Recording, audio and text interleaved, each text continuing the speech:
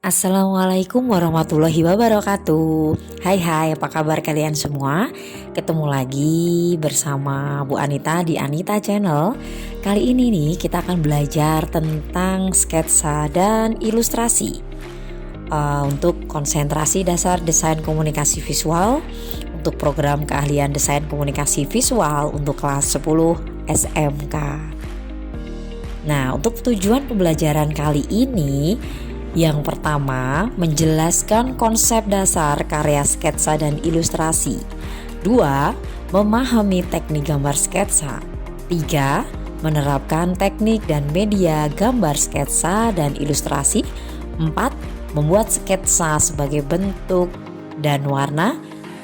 5. Menganalisis sketsa desain komunikasi visual.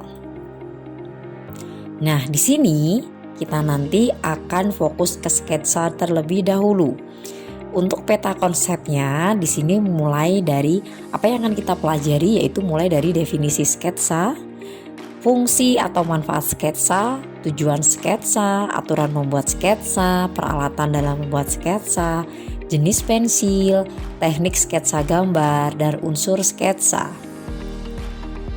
Nah, kalau kita dengar kata-kata sketsa nih, apa yang ada di benak kalian?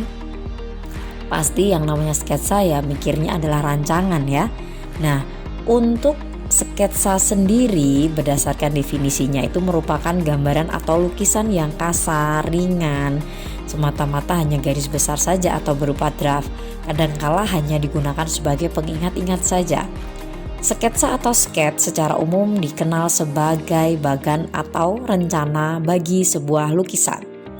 Dalam pengertian itu, sketsa lebih merupakan gambaran kasar, bersifat sementara baik di atas kertas maupun di atas kanvas, dengan tujuan untuk dikerjakan lebih lanjut sebagai lukisan. Nah, untuk definisi selanjutnya secara etimologis itu berarti asal katanya, asal bahasanya. Kata sketsa berasal dari bahasa Inggris yaitu sketch yang awalnya berasal dari bahasa Yunani sedios est tempor, yang mana artinya adalah sebuah gagasan tanpa persiapan. Berarti kita punya ide tanpa ada persiapan. Nah, secara umum sketsa dapat dibedakan ke dalam dua kelompok nih, yaitu seni rupa murni dan seni rupa terapan.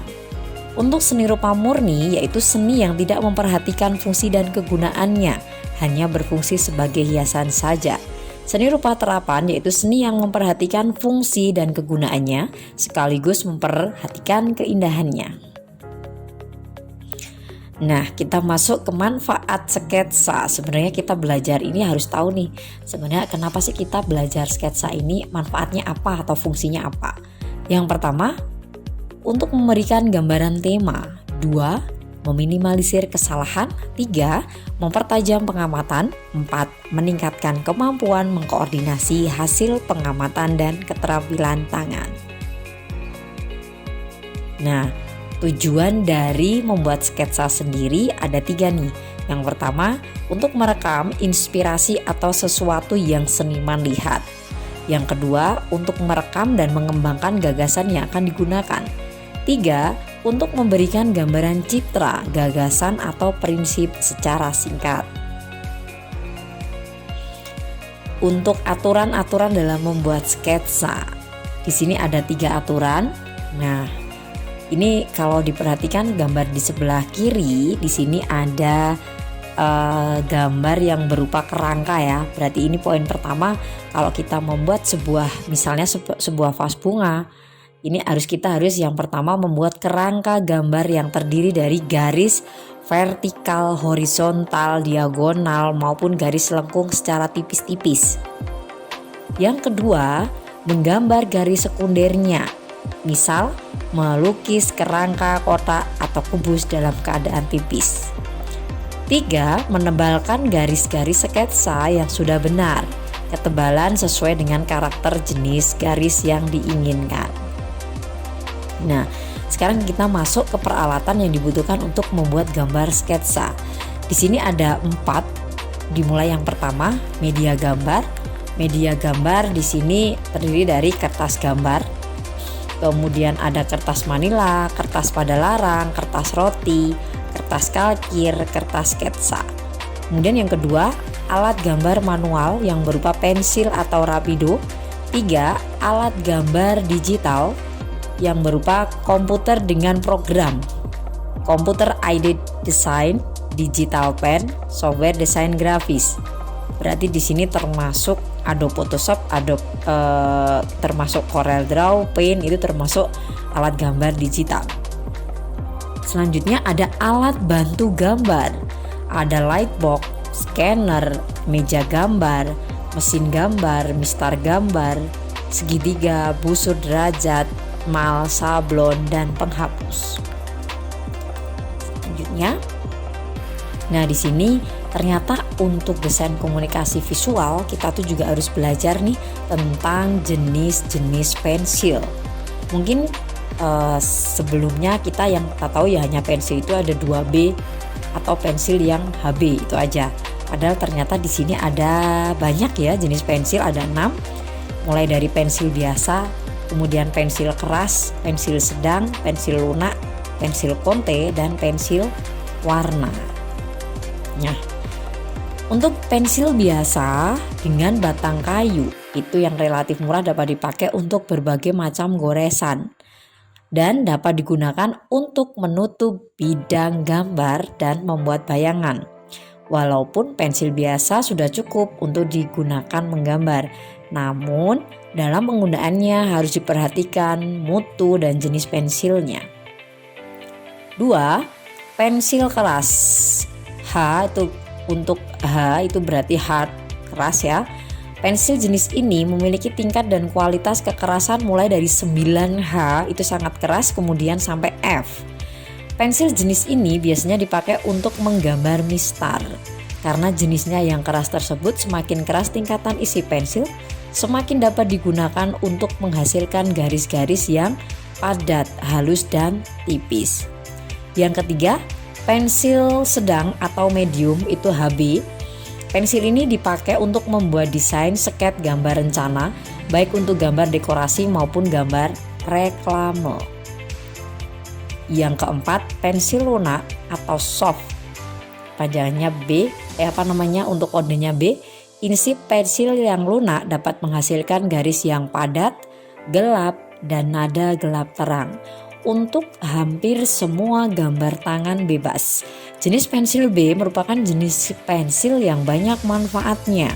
Jenis pensil ini banyak dipakai untuk menggambar potret, benda atau pemandangan alam dalam warna hitam putih. Yang selanjutnya pensil konte. Berwarna hitam arang dan berbeda dengan pensil biasa karena mempunyai goresan yang tebal dan lebar. Dibedakan pula untuk menjadi 3 juga ternyata ya. Ada H, HB sama B. Yang terakhir pensil warna. Nah, kalau untuk pensil warna kalian sudah tahu ya, warna-warni. Jadi pensil ini mengandung lilin dan tersedia dalam 12 macam warna.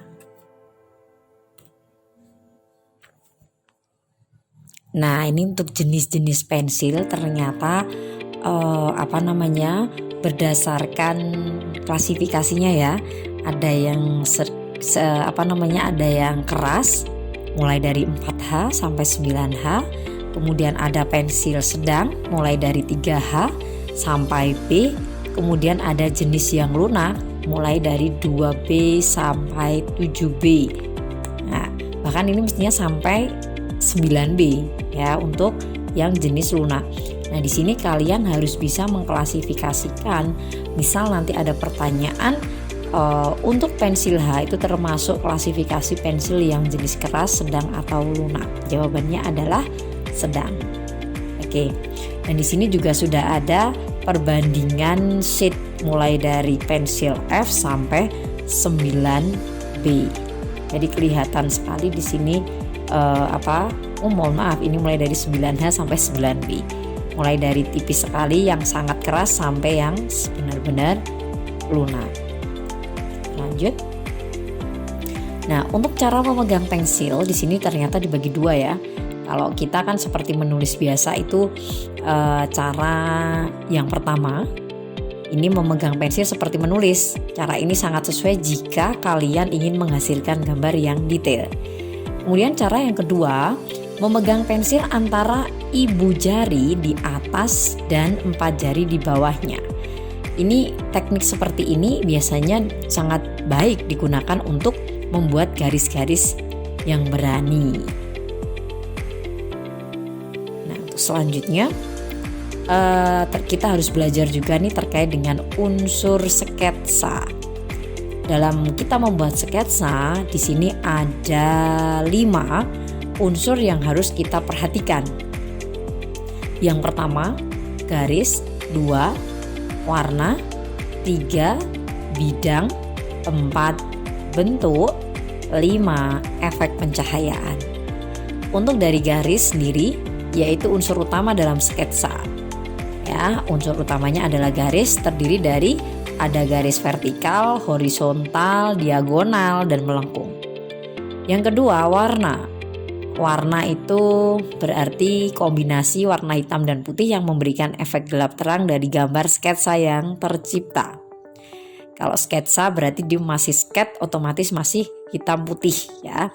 Kemudian ada bidang. Bidang yaitu bagian yang terbentuk dari garis-garis yang dapat menyatu dan dapat menjelaskan bagian kecil dari suatu gambar karena merupakan bagian dari bentuk.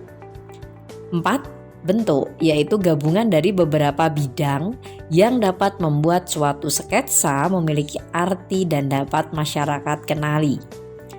5. Efek pencahayaan, yaitu efek yang terlihat pada sketsa sehingga gambar yang dihasilkan terlihat tegas dan jelas. Nah, di sini untuk selanjutnya kita akan belajar nih tentang teknik sketsa. Oke, teknik gambar sketsa dan ilustrasi ada 6 teknik ini yang harus kalian kuasai. Mulai dari yang pertama, teknik arsir, 2. Teknik Dussel, 3. Teknik pointillis, 4. Teknik akuarel, 5. Teknik linier, dan yang terakhir teknik siluet. Yuk kita kupas satu persatu. Teknik arsir, yaitu proses menggambar dengan membuat suatu garis sejajar atau menyilang guna mendapatkan kesan gelap terang pada objek gambar. Selain itu, teknik arsir menekankan kekuatan garis yang dapat dicapai dengan cara menggoreskan pensil, pulpen, spidol, atau peralatan lainnya yang digoreskan sehingga terwujud garis-garis arsiran. Nah, di sini untuk sketsa dengan teknik arsir, kalian bisa lihat di sini goresan-goresan garis sejajar atau menyilang sehingga di sini membentuk sebuah gambar apel. Kelihatan ya guratan-guratan garisnya. Yang kedua, teknik Dussel. Menggambar dengan menentukan gelap terang objek gambar dengan cara menggosokkan media pada kertas sehingga menimbulkan kesan gelap terang. Alat yang digunakan biasanya berupa pensil lunak, krayon, konte, pastel. Pada teknik gambar Dussel biasanya dapat menggunakan bantuan ini. Kertas, kapas, potongan kain halus yang biasa digunakan untuk menggosok arsiran untuk mendapatkan gelap terang yang halus pada objek gambar. Nah, untuk teknik Dussel ini kuncinya adalah adanya bantuan kertas, kapas, potongan kain halus atau mungkin tisu yang bisa digunakan untuk mengarsir ya, untuk mendapatkan gelap dan terang. Sebagai contoh ini ada gambar mata dan gambar jambu. Di sini terlihat sangat soft sekali. Ini karena ada bantuan dari gosokan kapas maupun tisu ataupun kertas. Untuk teknik selanjutnya yaitu teknik pointillis. Kalau kita ingat pointillis itu berarti kaitannya dengan titik-titik. Cara menggambar sketsa dan ilustrasi untuk mendapatkan kesan gelap terang dengan menggunakan titik. Teknik ini memiliki kerumitan karena pengerjaannya yang super lama dan menghabiskan banyak waktu. Untuk mendapatkan gelap terang objek yang baik, kesan titik harus terlihat rapi dan padat. Maaf, ini dan padat. Selanjutnya, teknik akuarel. Teknik akuarel disebut juga sebagai teknik sapuan basah, yaitu menggambar sketsa dan ilustrasi dengan menggunakan cat air dan dengan cara memberikan sapuan cat pada media kertas dengan kandungan air yang cukup banyak. Alat yang cocok digunakan yaitu kuas dengan cara menguaskan cat air secara berulang-ulang untuk mendapatkan warna yang lebih tua atau gelap. Pada teknik ini memiliki karakter khusus karena dengan bahan pewarna akan menghasilkan jelas gambar yang lebih jelas dan menarik. Contohnya gambarnya seperti ini dibuat menggunakan teknik akuarel. Selanjutnya ada teknik linier. Teknik linier adalah teknik atau cara menggambar objek. Gambar menggunakan garis sebagai unsur utama. Gambar yang menggunakan teknik linier menjadikan garis sebagai unsur yang paling menentukan garis lurus ataupun garis lengkung. Selanjutnya yang terakhir ini ada teknik siluet. Teknik blok atau siluet adalah suatu teknik menggambar dengan cara menutup pada bagian objek gambar dengan menggunakan satu warna sehingga nanti hanya terlihat bentuk global atau siluetnya saja, atau juga bisa menimbulkan kesan blok. Alat untuk dapat menggambar dengan teknik blok antara lain pensil, spidol, tinta, ballpoint, atau bisa juga menggunakan alat-alat yang lainnya. Nah, ini ternyata kita udah sampai di akhir nih. Saya akan bacakan untuk quote kali ini ya. Quote-nya adalah tujuan besar pendidikan bukanlah pengetahuan tetapi tindakan. Salah satu quote dari Herbert Spencer. Oke anak-anakku, kali ini tadi kita sudah belajar banyak ya tentang sketsa. Untuk materi selanjutnya, video selanjutnya yaitu tentang ilustrasi.